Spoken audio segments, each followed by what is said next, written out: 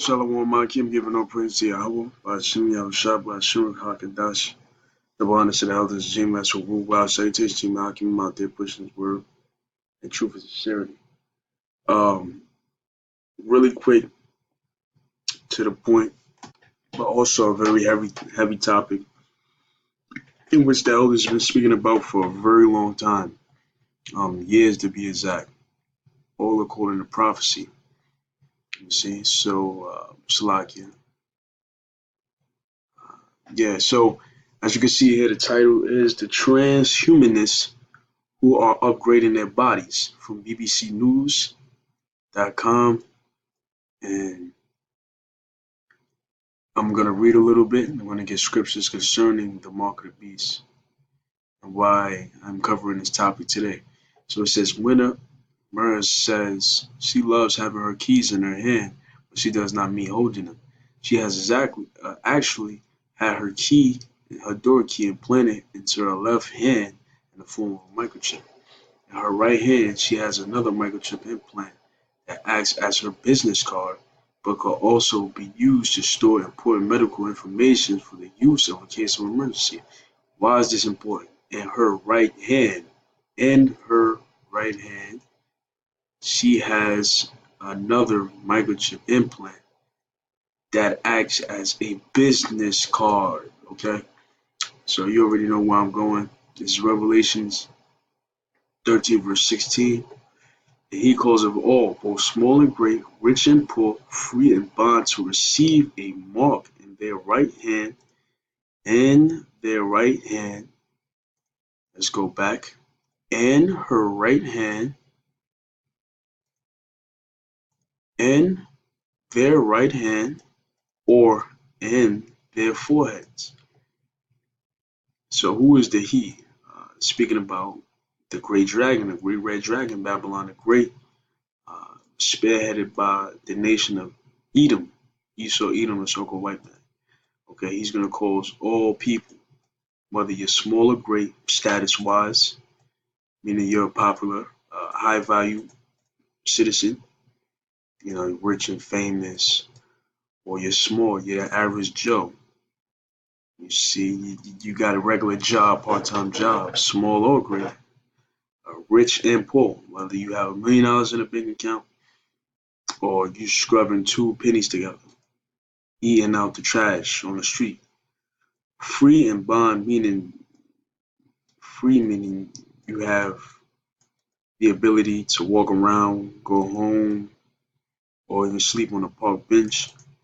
Bond meaning you're locked up in jail, whether it's prison, federal, or state penitentiary, or holding cell. So these are the classes of people that Esau is going to try to take the mark of the beast, which is the microchip, okay, to receive a mark in, and the key word is in meaning inside, okay, not on, not around, but in their right hand or inside their foreheads, and that no man might buy or sell save he had that mark, or the name of the beast or the number of the name. So it's essentially a business transaction.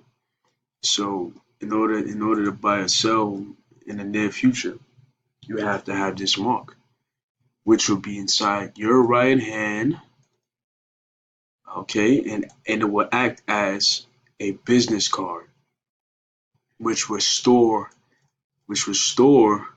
important medical information for use in the case of emergencies. Also, it will buy goods and treats and snacks. Buying or selling, you won't be able to buy or sell unless he have the mark. You see, so I'm gonna read on. 31-year-old engineer also has a magnet in one finger. I'm gonna skip that. I believe. You see, all right. So it is the belief that the humans can improve beyond their physical and mental limitations and upgrade their bodies by incorporating technology, which that's how they're going to sell it. You're improving yourself. It's more convenient. You don't have to hold your wallet anymore. You don't have to worry about losing it. You can access your phone. New phone with Google. You can swipe your hand over the screen and it would change music, it would change apps, it would make phone calls just by simply swiping your hand over. So it's trying to condition the people to see this as normal. So it says, for Winter, her first cyber enhancements were not voluntary. They were through the hospital after a serious car crash in the United States that fractured her back, both her ankles and her knees. Her back was bolted together by surgeons, and one of her kneecaps was replaced with one that is 3D printed. It, if it was not for the cybernetic kneecap, I would not be able to walk. After an accident, she moved to volunteer personal modifications such as microchips in her hand. Okay, notice the key word in her hand. Revelation 13:17, 13:16. Free and bond to receive a mark in their right hand. Okay, in either hand at that, but it's more effective on the right. So it says, it's gonna go into detail. The RFID radio frequency identification chip in her left hand works on the lock in her house door in the same way as many workplace security cards operate.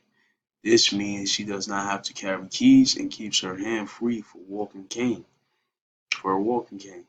The NFC near field communication chip in her right hand has many potential uses. It is the same type of chip that allows phones and tablets to easily share data with each other.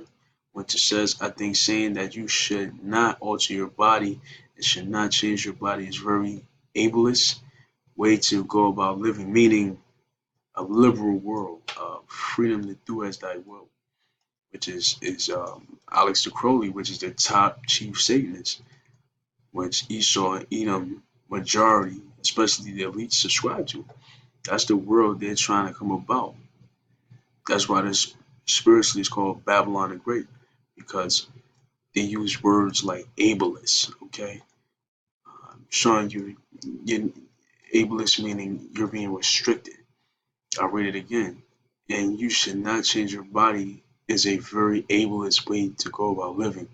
You're trying to say, yo, you're restricting yourself by not doing it. See, that's the play on words Esau uses. That's why we call him the devil. Devil means deceiver. Because he uses play on words like ableist, showing you that you lack something. So you kind of feel a sense of, okay, yeah, maybe I'm lacking something or I'm in need in something. Like I'm being restricted in some type of way. But yes, if you're an Israelite, Negroes, Latinos, and Native Americans, y'all are supposed to be restricted in wickedness, okay? And you're supposed to be free in righteousness. Yes, there is laws. There is ways to conduct yourself. There's things just you're not supposed to do, and things that you're allowed to do as people, especially people of the Lord, the children of Israel. We don't have rights. We have privileges that the Lord grants us. Okay. So reading on, people who are disabled don't have that choice made in us. It says, and it says 26-year-old technical operator from Manchester says he wants to have chips implanted to make smart hands. Yeah, smart TV, smartphones, everything is smart. He says, why can't I be smart?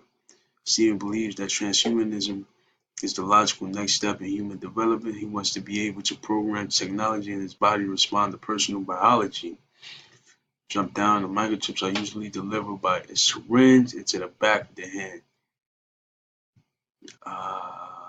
Let's see. Essentially, those, as forgive me, guys, I haven't read this, so it's kind of going along. It says Stephen is evangelist for human upgrading themselves, but he can understand why people might think this is an extreme thing to do. He says friends and family think it's a weird and kooky, but he believes that this is the next 5 years they will start getting into it. And that's exactly why Esau is planning. I don't know if it's going to take 5 years, but he's definitely trying to condition the people to believe it's okay. They said, what about the future?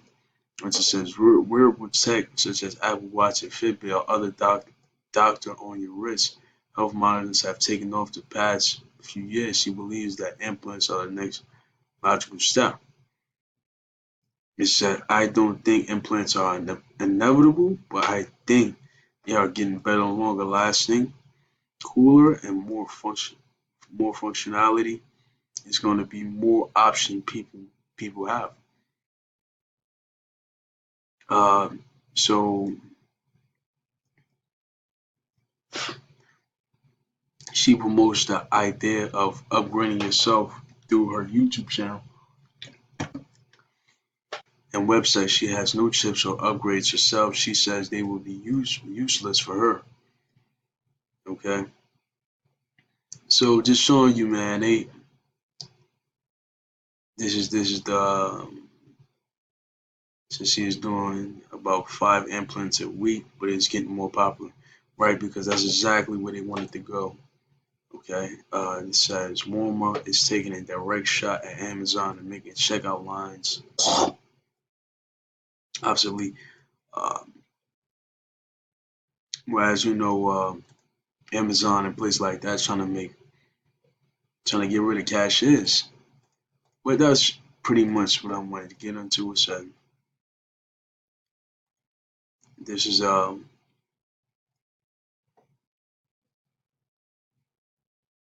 it says Revelation 14:9. And the third angel followed them, saying with a loud voice, if any man worship the image and the beast in his image and receive his mark in his forehead or in his hand, the same shall drink of the wine of the wrath of God, which is poured out without mixture into the cup of his indignation. And he should be tormented with fire and brimstone in the presence of the holy angels and in the presence of the Lamb. Why is that important? Because anybody that takes that fight Egypt, which is the mark of the beast according to the scriptures, will be destroyed in nuclear warfare, World War III, in the presence of the Lord and the angels. Verse 11, the smoke of their torment ascendeth up forever and ever. They have no rest day nor night who worship the beast in his image, and whosoever receive the mark of his name. And that's why it's so important not to take that shit. And that's why it's so important to call it out.